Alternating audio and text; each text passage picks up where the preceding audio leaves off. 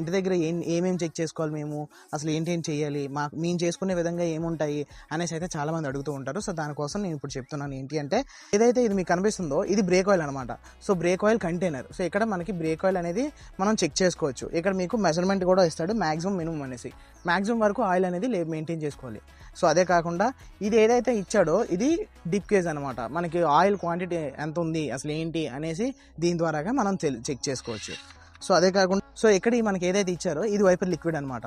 So ఇక్కడ మనకు వైపర్స్కి ఏదైతే వాటర్ వస్తుందో ఇక్కడ మనం ఫిల్ చేసుకోవాలి. సో అదే కాకుండా కూలెంట్ అనేది ఇక్కడ మనం చెక్ చేసుకోవాలి. ఇది నార్మల్గా అయితే చాలామందికి తెలియదు, ఎందుకంటే నార్మల్ చాలా వాటికి ట్యాంక్స్ ఇస్తాడు. దీనికి అలా కాకుండా ట్యాంక్ లోన్ ఇచ్చి ఇక్కడ మాత్రం మనకి టాప్అప్ చేసుకునే విధంగా ఇచ్చాడు.